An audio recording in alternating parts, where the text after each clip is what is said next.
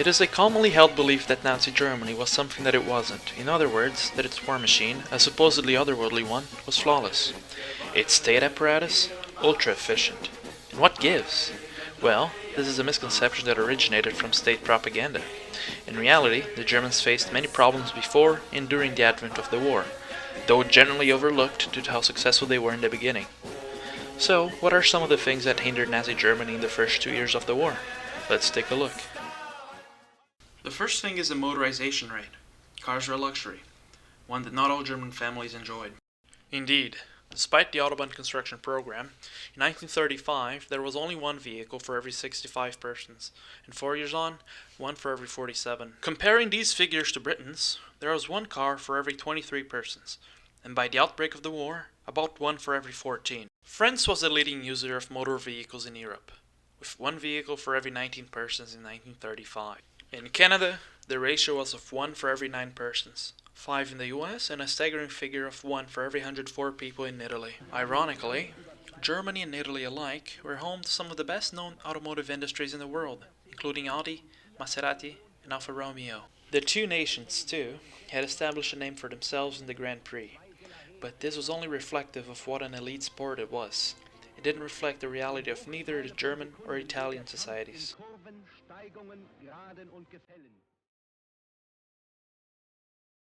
Thus, it is important to understand that the lack of motor vehicles does not only underline the rate of motorization. In The Rise of Germany, The War in the West, James Holland comments that for a nation like Germany that had entered the war against two of the leading richest nations in the world, this was a major problem, because the lack of motor vehicles in the country had all kinds of knock-on effects that went beyond a simple shortage of vehicles on the front line. The fewer vehicles there meant there were also fewer factories making them. The fewer factories, the fewer the people with the knowledge to make them, and the fewer the mechanics to repair them. It meant there were also fewer people who knew how to drive them, and fewer petrol pumps to fill them.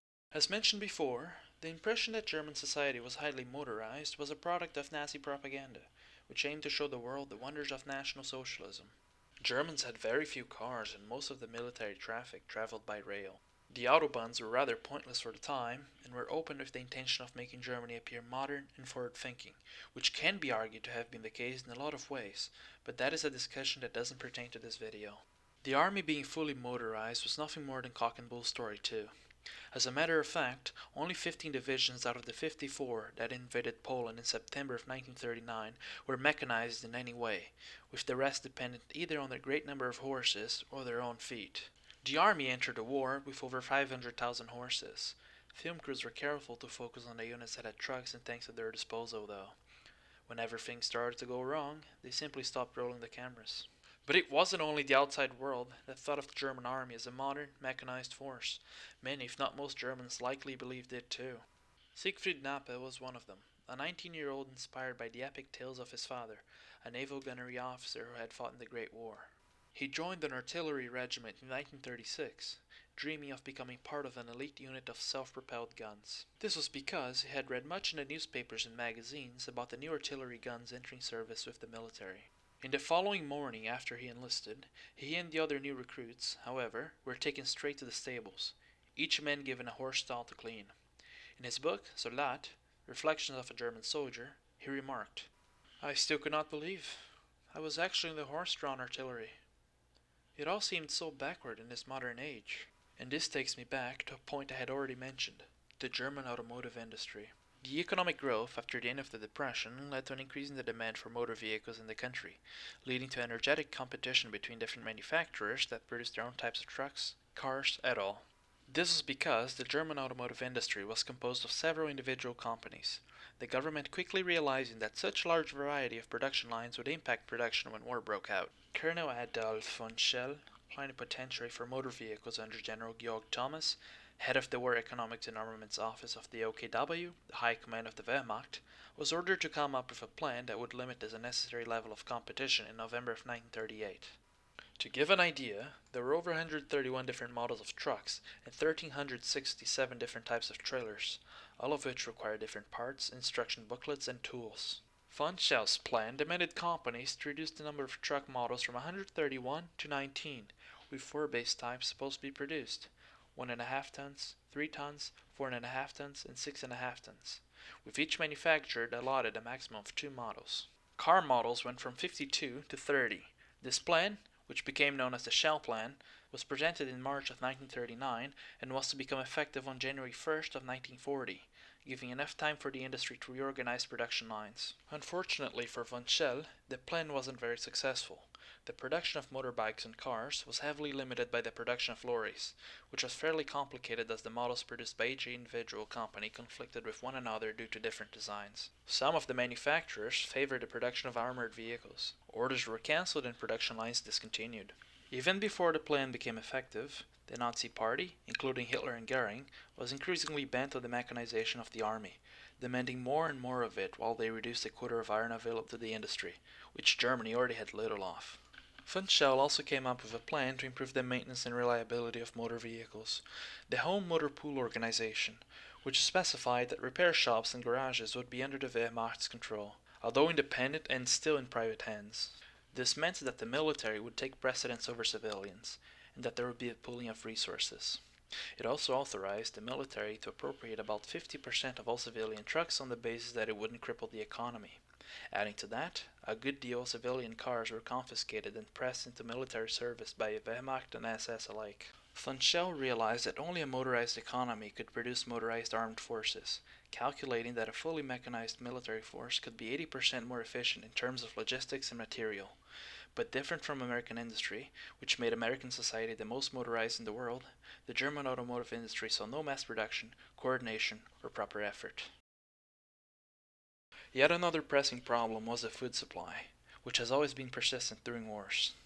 Agriculture in the Third Reich was regulated by the Department of Food and Agriculture, under Reichsminister Richard Walter Dahe, a strong proponent of blood and soil. The Nazi Party realized that dealing with agriculture and potential problems in the advent of war was vital. Feeding the nation and the armed forces was a challenge considering that at the time, Germany imported much but exported little. In order to continue with rearmament, the German government decided to cut down imports on foods, prioritizing the home production increasingly more. Because of this, the German farmer had an important role in aiding rearmament and was now indispensable to Germany's triumph. In the 19th and early 20th centuries, the Germans had transformed their landscape by reclaiming marsh and fen, straightening untidy rivers such as the Rhine, and improving the flow of water to growing industrial centers through the construction of dams, etc. In November of 1934, Herbert Backe, a Nazi agronomist and technocrat, launched the Battle of Production, die Erzeugungsschlacht, a plan that had the objective of maximizing domestic output and raising production levels, undoubtedly part of the autarkic policies of the regime. It couldn't have taken off with a worse start, however. 2 bad harvests in a row meant an increase in food imports. Adding to that, the Ministry of Food and Agriculture, the RNS, asked farmers to surrender 70% of their rye harvest, normally used as feedstuffs, in return for imported barley. Deemed by many farmers unnecessary, it ultimately led to a shortage of domestic fodder. By 1936, the 4-year plan had been announced, and with it came a tight supervision of farmers. Every farmer with a farm of 12.5 acres or bigger had to have a record card. There were more than 2 million farm holdings that fell into this category, making up about 90% of all farmland in Germany. The issuing process of record cards was extremely exhausting and bureaucratic, and because there were so many small farms in Germany, it was challenging to introduce mechanization and make domestic agriculture truly efficient. By 1939, Germany had about 1 tractor for every 1,000 acres, while in Britain the ratio was of 1 for every 300. Without heavy investments in machinery or without altering the traditional German farming framework from lots of small-scale holdings to much larger enterprises, agriculture would remain a problem. Plus, any such changes would take too long to implement and were a no-go given that they were against Nazi ideology, meaning that this industry would remain inefficient. The only viable solution to this conundrum was, therefore, the creation of Lebensraum.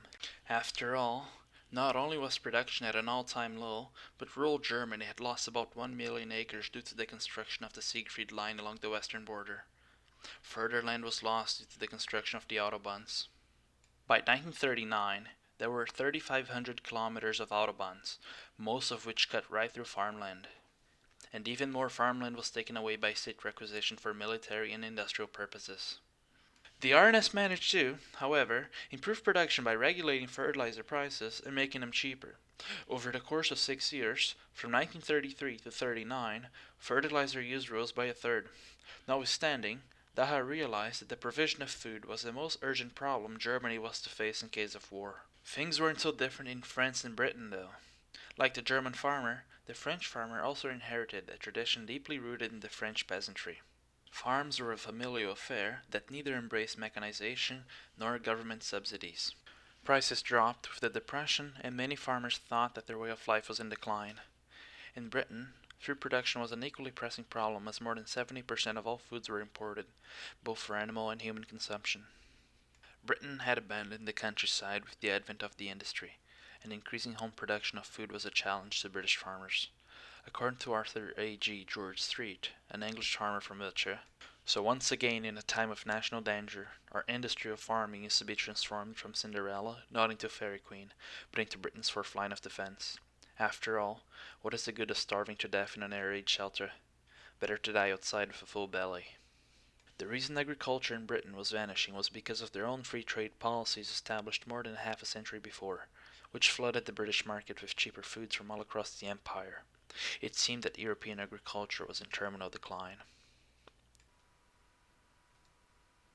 At last, naval power. Admiral Karl Dönitz commanded Germany's U-boat force since 1935, and the previous 4 years had been frustrating for him because he strongly believed that the U-boats had come very close to winning the last war. He felt certain that they held the key to winning the coming war, particularly against Britain. It was a nation extremely reliant on seaborne trade, and it was clear to Dönitz that it was the job of the Kriegsmarine to sever that. The problem was that Dönitz seemed to be the only proponent of U-boats. It was because of this that Grand Admiral Erich Raeder, the commander-in-chief of the OKM, the Naval High Command, preferred to build a predominantly surface fleet. Together with other prominent Kriegsmarine officers, such as Helmut Haie, of the Operations Department of the War Staff, it was believed that the surface fleet gave a stronger impression of power. After the Munich crisis, Goering started yet another rearmament program that was to dwarf the earlier, yet still considerable, military growth. The Kriegsmarine was to begin a major fleet building program, called Plan Z. It was announced in mid-October of 1938 and called for 10 battleships, 15 pocket battleships, 5 heavy, 24 light, and 36 small cruisers, 8 aircraft carriers, and 249 U-boats. This plan was pure fantasy and had no prospect of being accomplished in either the short or medium term. Germany did not have the industrial capacity, nor the resources, and even if this entire fleet had been built, there would not have been any fuel to power it. A more sensible approach would have been to focus on the submarine force, as Dönitz believed. They were easier and cheaper to manufacture than surface vessels.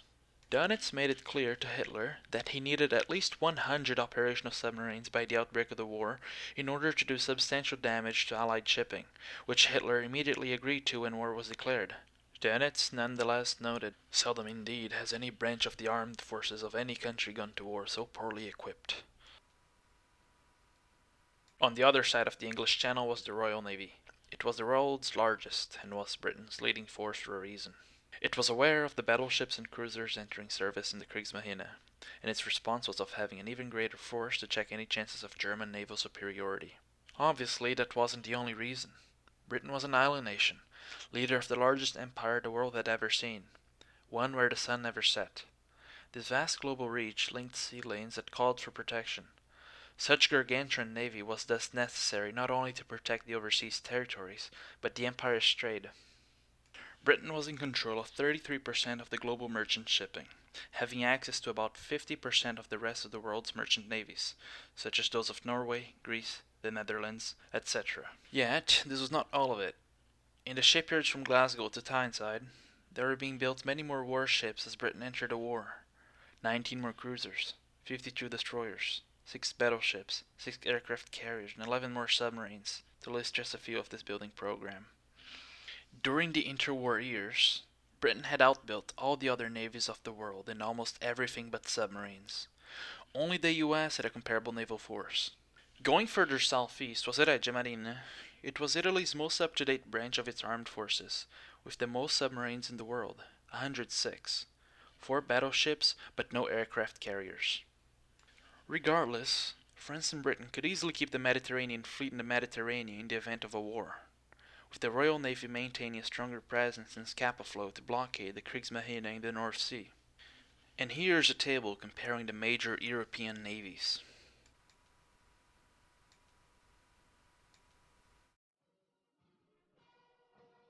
I hope you have enjoyed the video. This version is the second, an improvement of the original in every conceivable way. Rather than the subpar, choppy and inconsistent narration of the original, the new one is crisp, clearer, and much more concise. Besides, it is a minute shorter, and in terms of file size, nearly half that of the original, to give an idea. Of course, none of that matters because the previous video is no longer available, so a comparison can't be made and wouldn't be worth the effort anyways. Check the description for more details on that. To be fair, there is a lot of popping in the new narration, but I deem it irrelevant to the overall quality of the video. The first narration, on the other hand, hurts my ears, and that's due to the bitrate and the quality of the recordings. The only real problem that persists is the use of unlicensed video clips from British Buffet, making this ineligible for monetization, which is okay. In all fairness, so long as the purpose of education is being fulfilled, I am satisfied with my creation. There's a reason I decided to remaster it, after all. And if for whatever reason this wasn't clear enough, yes, the style of the video was indeed based on military history visualized, a channel worth checking out. This was a project for my social studies class in grade 11, one which only God knows just how much time I put in a few years ago. Is this your average grade 11 project? No, absolutely not. But I'm not going to make something mediocre just because that is the standard nowadays. To the one ever lovely teacher whom I had for my last 2 years of high school, much obliged for everything. You know who you are. Cheers.